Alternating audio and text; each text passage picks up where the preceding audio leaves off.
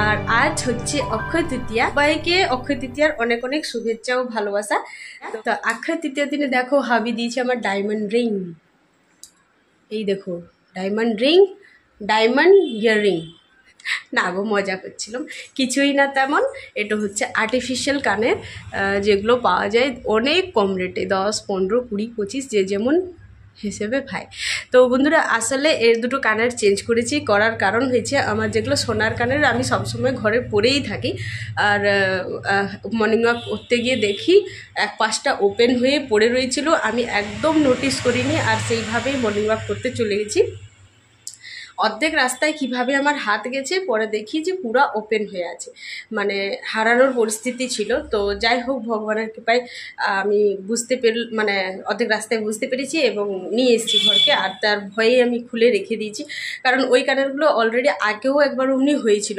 ওই কানের লকগুলো না মানে খুবই মানে অন্য টাইপের, টিকটক লক, খুলেও যায় খুব শীঘ্র।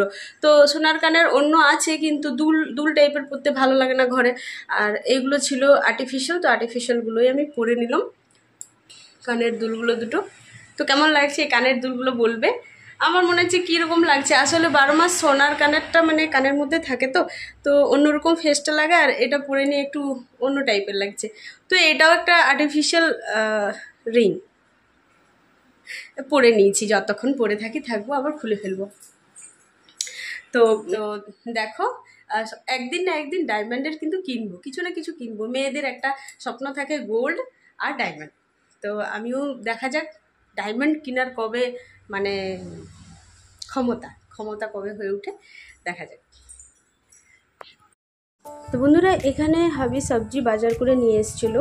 তো সবজি বাজারগুলো আমি প্রথমে গুছিয়ে রেখে নিচ্ছি ফ্রিজের মধ্যে। আর কি কি এনেছি চলো দেখাচ্ছি তোমাদের।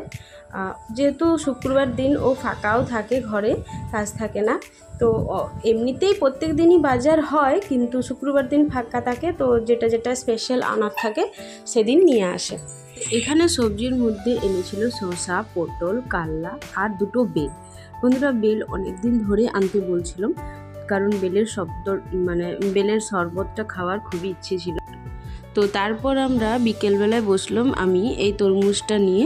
তরমুজটা ছিল, বিকেলবেলায় তরমুজ খেতে খুবই ভালো লাগে। তো এটার থেকে কিছুটা বের করে নিয়ে আমি তরমুজের আইসক্রিমও তৈরি করেছি, আর বাকিটা মানে এমনি খাবার জন্য কাট করলাম। তো বন্ধুরা, বিকেলবেলায় নর্মালি ফল ডল খাওয়া হয় না, এখন তরমুজের সিজন, তাই খাচ্ছি।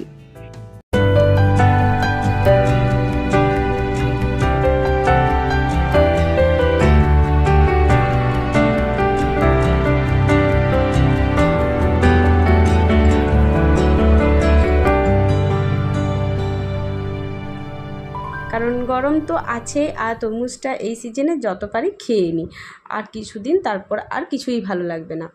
তো তারপর আমি তরমুজ খাওয়া হলো, তরমুজ খাওয়ার পর আইসক্রিমগুলো বের করলাম।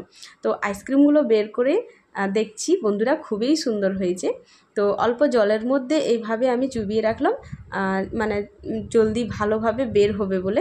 কিছুক্ষণ রাখার পর দেখছি আইসক্রিমগুলো বেশ সুন্দর খোপ থেকে বের হয়ে আসছে।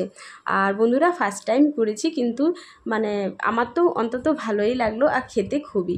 তো দেখছো কি সুন্দর লাগছে, এক পাশটা কিন্তু বিস্কুটের পুরো জমা পড়ে গেছে, আর এক পাশটা ওই সাদা হয়েছে। তো বন্ধুরা, ভিডিওটা কেমন লাগলো তোমরা অবশ্যই কমেন্ট বক্সে জানাবে।